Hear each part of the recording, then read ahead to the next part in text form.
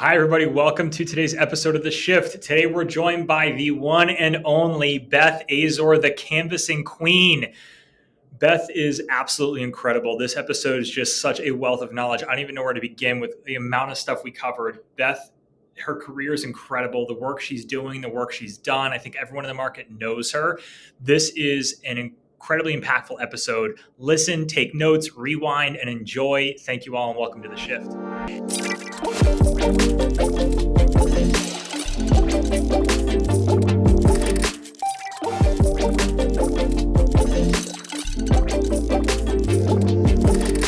Hi, everybody. Welcome to The Shift. So excited, joined by the one and only Beth Azor. Everyone knows Beth. I don't have to introduce her, but she's the founder and CEO of Azor Advisory Services. Beth, how are you doing today? I'm doing great, Kurt. Thanks for having me. Absolutely. No, I'm so thrilled to have you here. I think you are the most requested person that we've had from previous guests. So I'm happy we're able to make this happen. Well, to kick things off, Beth, tell us about yourself. Tell us about your background and how you got into real estate. Sure. So my parents were in residential. So like most residential realtor families, most kids get their license at 18. So at 18, I got my real estate license in a small town. I lived in Flagler Beach, Florida, and that's between Daytona and St. Augustine. And I would do real estate during the summers of college. When I was at home on break from Florida State University, go Noles. And I graduated from FSU with an English literature degree. Everyone finds that very funny. And with a minor in PR and communications. So I got a job at a not-for-profit right out of school. And I loved my job, but I was making a whopping, Kurt, $11,000 a year. So and that's like 30, that was in 1983. So I'm very old. So that was like 30 now. So on the weekends, I would do real estate. And for 2 years straight, I worked at the Heart Association, loved every minute of it. Because it was in the field that I had passion for. I loved planning special events and doing PR and communications. But after 2 years, my salary doubled from 11 to 23,000, and my executive director pulls me into her office one day and says, "We love you, but your ambition exceeds us. So Wow. you should just volunteer for us and be on the board, and you should go do this real estate thing that you've been doing part-time, full-time." So I took her advice because I was kind of tired of working 7 days a week, and I started working for my weekend job full-time, and immediately just felt like I sold out for money. I was miserable. I hated my job. I was sitting in a trailer selling homes for a developer. And I would go to the developer and I'd say, "We need to have events and bring people in." And he's like, "No, we build luxury homes. Just sit in the trailer reading People magazine. And when people come in, sell them a house." And I was miserable. And then one day, a woman by the name of Susie Hazy, who today works for Kimco, she was helping our developer on the weekends because I guess her boss was related to my boss. And she said, "You need to get into this thing we do called leasing." Well, she said, "You need to get into commercial real estate." And I said, "Commercial real estate? That's worse than this. That's like selling land, isn't it? How boring." And she said, "No, there's this thing called leasing.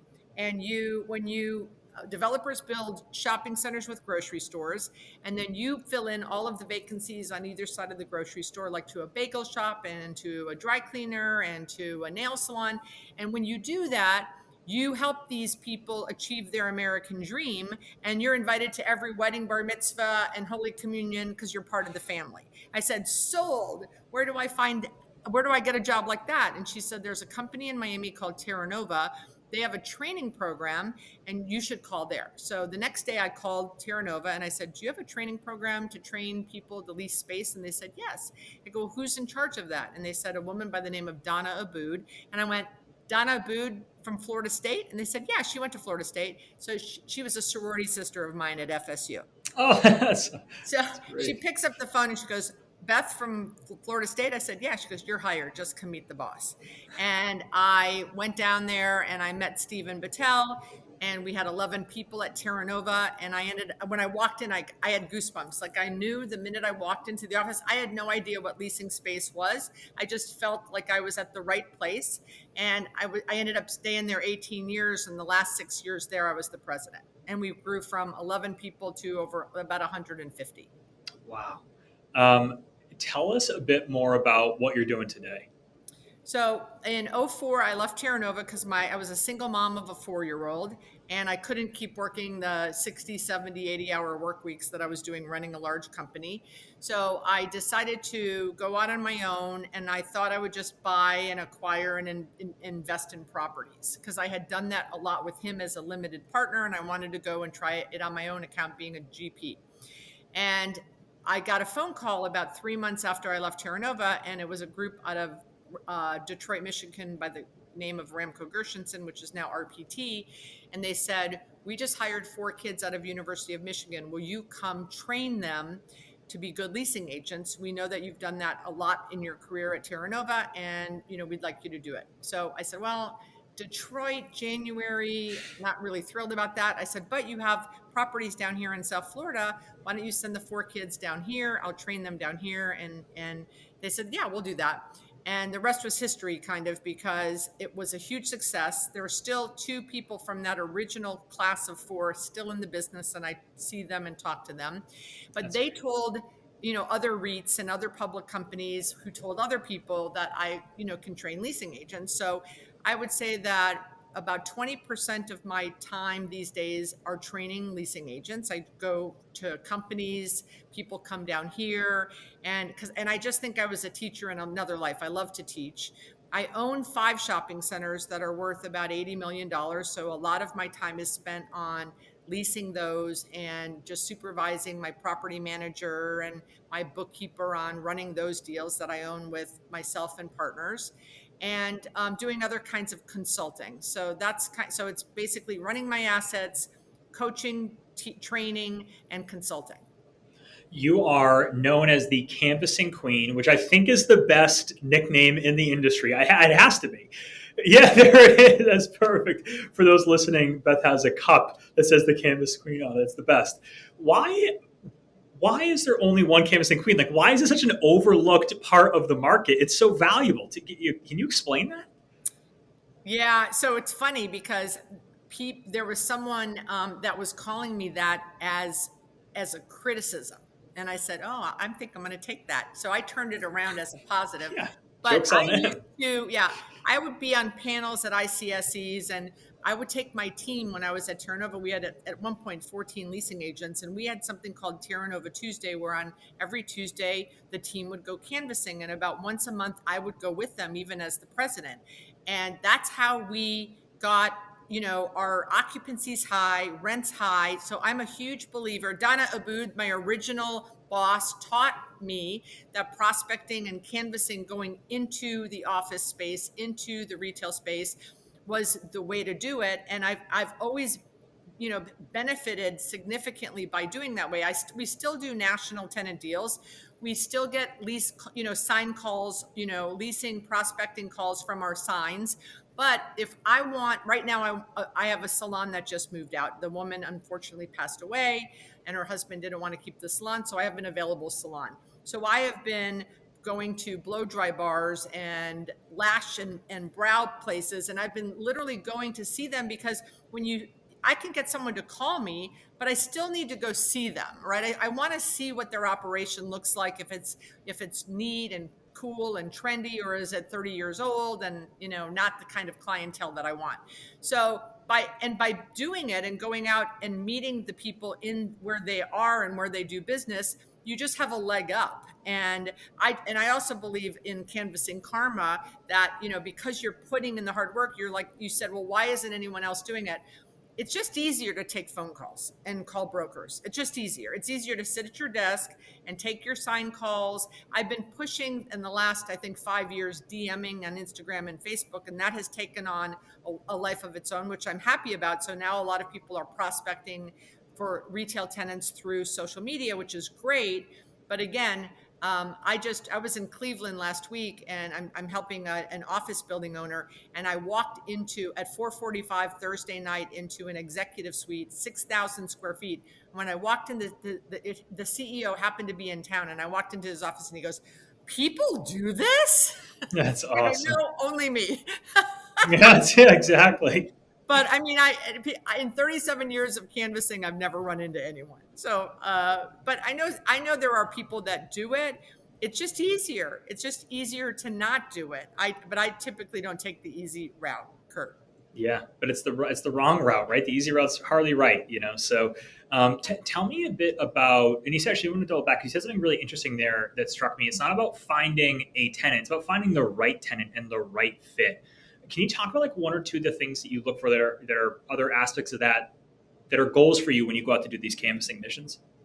Yeah, I'm the first thing I do is I identify the list. So for this Cleveland opportunity that I'm working on, I believe that co-working or executive suites will fit this specific space that we've got a fully built out, ready to go space, never been occupied, and it's the perfect use for that space. So I kind of target canvas. The same thing with my own shopping centers. I've been targeting brows, lashes, B12 IVs, injections. I've been targeting high-end barber shops. So you can DM on Facebook and Instagram, but it might not be the right barber shop to be next to a $4 million sushi restaurant. So going and actually seeing the barber shops will help you identify the right ones, right? So you get to see so much. I tell a story about how I had a prospect call me once, and he said, "Hi, I have a pet store and I want 3,500 square feet." I'm like, "Perfect. I have the perfect space, 3,500 square feet." And he says, "Great." And so we set up a time to show space. Like it was on a Friday. So we're going to show space on Monday. So on Saturday, I put my kids in the car and we drove up it was like 15 miles away to their other location. And Kurt, as I'm sitting at the intersection of the light, and I can see the shopping center that I'm about to pull into. And as I'm pulling into the shopping center, I see 60 feet of width of a sign. So, going across 3 or 4 storefronts, right? And it says, "We buy rats," in 36, 3 feet high letters. "We buy rats." And I'm like, "Okay, glad I saw this." Canceled the showing. Like, not interested. Yeah, you know yeah, I'm not interested in a snake pet store where they want to put that in the window. But and yeah. it, and so it's super important to go see the tenants who have existing locations and see, is it merchandised well, is it clean, is it in front of an area that needs a lot of parking, is it in front of an elbow in the shopping center that doesn't need a lot of parking, so that you can put them in the right place. Because a lot of times leasing agents put the wrong tenants, the right tenants, but in the wrong places in your shopping centers. I want to. That's first of all one of my favorite stories I've heard in real estate. I love that one. But I want to pivot a little bit because something else you'd mentioned. I mean, you are an absolute powerhouse on LinkedIn. I think you have an incredible social presence. It's one of the reasons I was so excited to meet with you today. And you also just mentioned almost the digital canvassing, right? The social media canvassing. Can you talk about that pivot a little bit, what that was like, and how it's going for you now, and some of the strategies you're deploying there? Yes, 7 years ago, I had an intern walk into my office and said, "I think we should prospect on Facebook." And I was not on any social media whatsoever, not on Facebook. I thought it was the stupidest thing ever. And I pretty much said to her, "I think that's the stupidest idea ever." And then I heard my teacher brain said, "That's not very nice." And I said, "Well, go ahead, honey. Let's see what happens." Again, rude. And in 2 weeks, we had a signed lease with a chocolate store that I had been after for years. And I went, "Oh, there might be something to this." And I got on Facebook. We started DMing tenants that had Facebook following. We were able to see their reviews. We were able to learn a lot about the tenants. We could see pictures of their spaces, and we could DM them and say, "Hey, we have a shopping center. We'd love to have, your brow and lash salon, and we have a former salon that just moved out." The key to it all is that mostly on the social media pages, mostly, I would say 90% of the time, you're getting the boss. Now, sometimes you get a social media manager, but most of the time, yesterday I DM'd a blow dry salon, and the woman DM'd me back and said, I'm texting you, from my personal page. And she wrote back later, she goes, "I didn't want my people to see that I might be looking to move." Right. So, Yeah. so you're getting the boss. So as much as I love canvassing, if I canvass 100 people, I might get 20 bosses. But on social, the stats show for every 10 DMs, you get 3 or 4 responses, and one is a positive with, and all 4 that respond to you, 90% are the bosses. So you're bypassing the gatekeepers. So that's huge, and that's why it's taken off. So I started talking about that 3 or 4 years ago, and it's now when I first started talking about it, people are like, "You do what? Where?" Like they now everyone's doing it, which is great, and it helps the leasing agents, and it's good for time efficiency. And I did a project in Cleveland for Dan Gilbert, the owner of the Cavs, and we've signed 53 leases. I'm only in Cleveland 4 days a month. 3 weeks out of the month, I'm DMing Cleveland businesses. And then when I'm in town, I'm showing spaces. If I wouldn't have had that DM aspect of my prospecting strategy, I wouldn't have signed 53 leases in less than 2 years.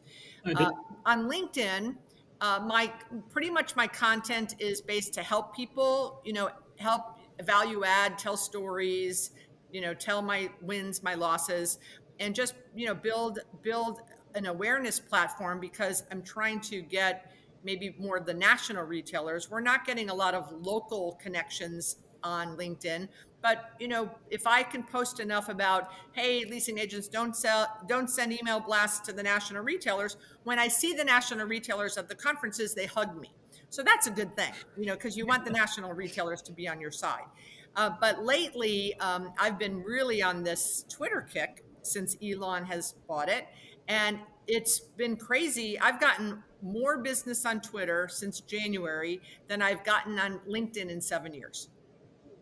Wow. Now, is that from the retailers directly? Nope, it's Brokers building sending my you? consulting business. So it's property owners who own shopping centers that need some consulting advice for their properties. There are some retailers on it, but mostly it's for that. It's the training and the consulting and the coaching business. But it's like a master's class on Twitter. There's a lot of people sharing a lot of great. If you want to invest in commercial real estate, Twitter's the place to be. You learn a lot. I agree with that completely. Hashtag retweet. Thank you to all the fam out there. I'm curious to hear when you get engagement from people for consulting or for education that you be providing, is social like the tip of the spear for people? Or do they talk about the canvassing, or is it kind of all encompassing? I'm curious to hear like where technology lies in that conversation. I don't Repeat the question. So when someone comes to you for an engagement, a consulting engagement, or to educate their brokers, how often are they saying, hey, teach us how to use technology, teach us how to use social media, versus, hey, teach us how to do the canvassing and things like that? Again, I'm just curious to see where technology lies in their order of importance. So I would say it's 75% canvassing and 20% social media, Got it. Okay. because our industry is still way behind. Yep. So when I say, let's talk about eyeballs. I just spoke to a group that opened an office in South Florida, and they're huge in another part of the country, but they're brand new in South Florida. And I said, don't you want all these hospitality companies that are moving down from New York opening restaurants? Wouldn't you're a huge tenant rep firm in another part of the country. Wouldn't you like to have 20 tenant reps in South Florida repping these 5-star, 4-star hospitality? Well, they've got to know who you are. How are you going to do that? What's the easiest way is from being active on social. But they all still look at me like, oh yeah, I'll get my 19-year-old niece on that. And that's not how to do it. Right. But Yeah, I think as that's one of far as technology goes, there are a lot of people that will call me and say, come teach our leasing agents to be more efficient through prop tech. Like, here's the latest 10 different prop techs out there, and I say, that's not me. That's I'll teach you, I'll take you canvassing, and I'll right. help build the pipeline. But there are other people that can teach better efficiencies involving all of the trying to weed through all the new prop techs options out there. Yep, yeah, it makes sense. Um, Obviously, this initial season we're doing for the shift, we're focused on women leaders in commercial real estate. And I think, unfortunately, the industry still has a lot of diversity issues. And what I'm so happy about is being able to showcase women leaders in commercial real estate and people, the growing voices that exist for minorities and women in other groups. So I'd love to hear from you. I think one of the missions you said was in getting women to invest more in commercial real estate. Can you talk about that mission and some of the things you're doing along those lines? It's just fantastic to hear. Yes, thank you for asking. And I saw that I just listened to the Terry Blanca episode. So Terry is actually one of my partners in one of my Awesome. deals. So what I learned, so a lot of times women would come up to me and say, I want to do what you do. I want to buy shopping centers. How do I do it? And, I'd say, well, be an LP in someone else's deal. That's how I did it. I did that 7 times before I was a GP on my first deal, limited partner, general partner. Mm-hmm. And I said, well, why aren't you doing it now? And is it fear? Is it lack of capital? Is it you don't understand it? Why aren't you doing it? So I started doing some research, and I found that doing some research that in the C-suite, we've grown from, next to nothing to 36% in the C-suite in commercial real estate, women, which is great. But I found that of all investors, the amount of women that invest in commercial real estate is 3%, and half of that are inherited or spouses. So people like me that did not inherit it and am not signing on a guarantee to buy a shopping center with my husband is 1.5%. I feel that that's just unacceptable and deplorable, actually. And so as I learned that stat and kept surveying women, I found that the number one reason women weren't investing is because they didn't see other women in their circle doing it. So if you see it, you can be it. So 3 years ago, I started a conference called the Women's Investment Summit, Commercial Real Estate Women's Investment Summit. And the first year was during COVID, so we did it virtually, where I interviewed 8 women who have invested in self-storage, hospitality, hotels, retail, land, industrial, and women got to hear that, she started with 25,000 as an LP, or she put together a group of women and they bought an out parcel for 1.2 million and they got a loan for $500,000 and they all put in 50,000. I mean, they just started realizing that you don't need millions of dollars. Most of the women that I encourage to invest are leasing agents who have the tenant and found the property, and then they go hand it to a male developer that they know. And like, why aren't you doing that? But they don't see other women doing it, so they don't have anybody to follow or to follow, and no one's leading them. So I've picked up the mission. I'm 62, Kurt, and I've decided that by the time I turn 70, we're going to get that 3% up to 10%. So we just had our 3rd conference. The last 2 years they've been in person, and I continue to raise the level of the people on stage. I have newbies on stage that, I just bought my first shopping center last year, to people who own, 30 hotels. And women get to see, and the women that own the 30 hotels or 150, or let's see, 1,500 multifamily units. I talk to them about their first deal. How was it? How did you raise the money? And then I get lenders up there and I interview lenders, and all of the lenders support the stats, because I'll say, I just interviewed one of the lenders and I said, how long have you been lending? And he said, 25 years. And I said, and how many billions of dollars have you lent? And he's like, $500 million. I said, and how many women have you lent to besides me? Because he was one of my lenders. He goes, none. Wow. And I said, this is terrible. So I'm having the conference. I'm putting women on stage so other women in the audience can see other women. And what's happening is now there's the women on stage. Like, we have a woman, Natasha Falcone, who I've invested in 3 of her South Florida multifamily deals. Well, her last deal, I think she had 7 women from the conference that invested with her, and I just keep talking about it and preaching about it and getting on any stage I can. So thank you for being able to speak to it, because the more they find out about it and the more they learn, that, she's investing and I'm investing. And then they have deals that they'll raise family and friends money from. And then we'll all just be investing, and then the percentage will grow. Yeah, that's fantastic. For those listening, where can they go find out information about your next event that you're hosting? So it's next March 7th and 8th in South Florida. We do the conference where we put women on stage, and then I put them in a bus and I drive them around all my assets, and I hand them a book and I go, this is how I financed it. This is how I raised the money. Was the returns on it. So it's a lot of fun, and it's March 7th and 8th, and it's just on my website bethazor.com. Fantastic.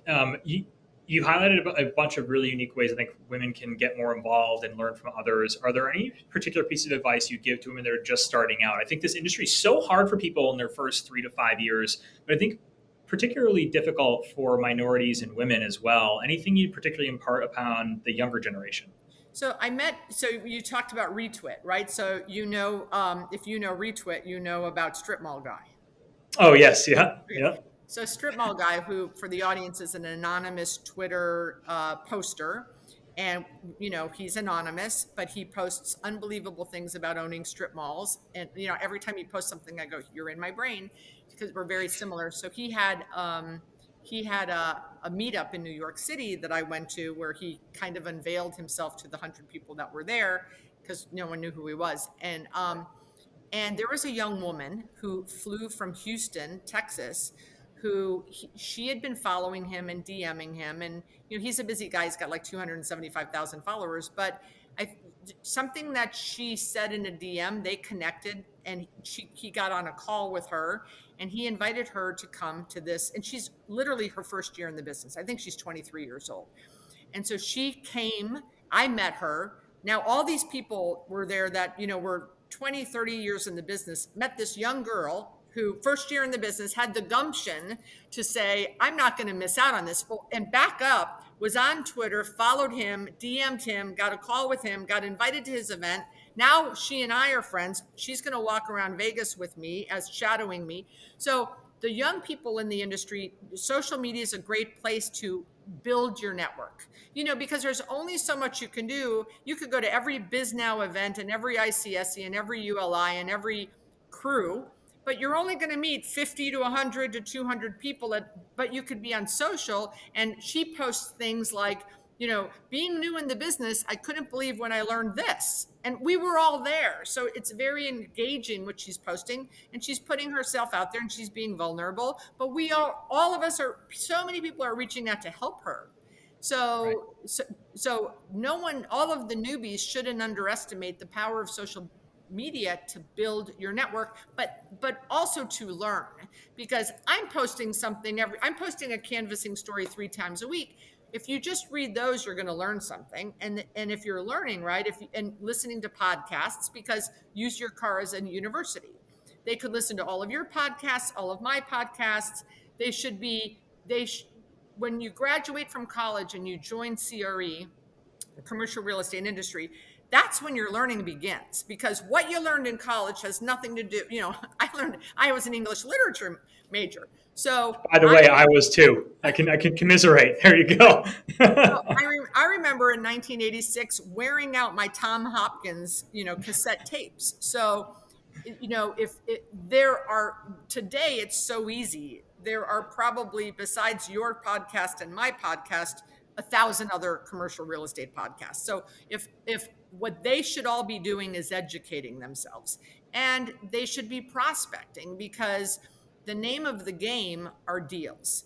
How do you get deals? You build your pipeline. How do you build your pipeline? Being proactive and prospecting. What's the best way to do that, in my opinion? Canvassing. So, we're back to that. But I think that the most valuable newbie you can be is someone that's learning and offering to add value to the seniors. I used to do that I would go in every Saturday, and from 9:30 to 1, the boss was always there. He always ordered pizza for people. We would sit around and he would chat. Why did I get the best listings? I was the only leasing agent that showed up on Saturdays. I would go there to just kind of clean up my desk and do paperwork, so that I wasn't doing that during the week. And I was I was the only one. So if there's 12 leasing agents and I'm the only one there, who of course is he going to think about when we get the new listing in the door? Right. Tell me about where you think the industry is going to be in the coming years. in the next 3 to in the 5 years? Are industry. the particular themes you think are coming, changes you see? Wow. That crystal ball I did not get delivered from Amazon today because so where I think it is going is very different from where everyone thought it was going, right? Amazon just laid off, I think, 95% of their real estate department. So this whole idea that the retail's dead obviously is gone by the wayside, because I think online retailers, woke up to the fact that their customer acquisition costs, their CAC, is much more expensive than opening a bricks and mortar. So how great for all of us. But that's kind of old news, right? The new news is inflation, interest rates, construction costs. So I know that in South Florida, there will be very little new development for the next 3 to 5 years. If you don't have a shovel in the ground today, you're not putting one in the ground for probably 12 to 24 months, which what is going to be great for property owners, because rents are going to rise because of there's still huge demand in the Sunbelt states, and there won't be any new supply. So I do predict that. I've been predicting that. I also predict, and again, predictions, we can all watch this in a year or two and say, oh, she was completely wrong. But 37 years in the business and being through many of these cycles, I have a little bit more, information, I think, or instincts about it. I think interest rates level off before the presidential election. I don't think either candidate is going to want to run with a 6% interest rate. So I think I think we're done now after the last one. I think we're going to pause, and I think we're going to start to see a couple points. I don't think we'll ever get back to the 2s and 3s, but I think we settle out at 4. And frankly, my parents signed an 18% mortgage in 1982. So 4%, even 5%, sounds good for me. But construction costs, the weather, having hurricanes and tornadoes and all of these terrible weather events, which then take all of our labor and all of our supplies away, is just an awful thing. And again, not speaking politically, but having an immigration policy would help with the labor issues that we all are having, and would help keep our construction costs down, which we've got demand from the retailers. We don't have supply. They can't pay for us to pay for the construction, the materials, the labor. That's some of the biggest obstacles I see, at least in retail. And I think that, the city's still not back. The cities and the permitting departments are still not back in their offices. They're still doing it virtually, which shame on them, because, we're their customers, we're their citizens. They need to get their butts back in the office, because permitting, the deals are just taking longer. Yeah. I think that malls will continue to be redeveloped with multifamily and medical. I used to say universities and corporate parks. I think we'll have plenty of corporate parks to work on. We don't need to be building any new ones. But I do think medical and multifamily will be the new representation of some of these malls that are going to be, shuttered. And, who's to say what's going to happen in the office industry? I don't know. Right. I think one of the things that's so interesting about the cycles here, and the cycles of media, and how the media will portray commercial real estate from a position where they just don't know, honestly, what they're talking about in a lot of instances. What they always talked about the doom of retail, if I were to get back into brokerage now, I would get into retail. It's the safest asset, in my opinion. So it's just so incredible to see the shift here, and who knows where it goes from here. You're right. I didn't get my crystal ball delivered either. So I have one last question for you. This has been so fantastic. Thank you so much. You're just such a wealth of knowledge, and I think our listeners are all going to be grateful and giving a huge applause. How are you innovating right now? How are you trying to stay ahead of the curve? I think you always do such a fantastic job of that. Well, I haven't started with Chat GPT yet, so that's probably going to be my next move. Everyone keeps asking me, are you going to do a class on Chat GPT? I have not. I know my son, who's a freshman and just finished his freshman year in college, he's learned it. So that's probably the latest thing. I would love to figure out how it can draft LOIs, because that's the worst part of my job. Or learn how to negotiate leases. That would be great. I think that being the fact that I was not on any social media platform 7 years ago to where I am today, it's pretty, and every year it seems like just the fact that just in January, I jumped on Twitter. I had not been on Twitter. I was very happy just doing my LinkedIn thing and my Facebook and Instagram thing. So, but that's, I think that AI is probably our future, and I won't put my head in the sand on it. I always tell people with social media, do you want to be reluctant or do you want to be relevant? And so I think we all need to check out this Chat GPT to be relevant.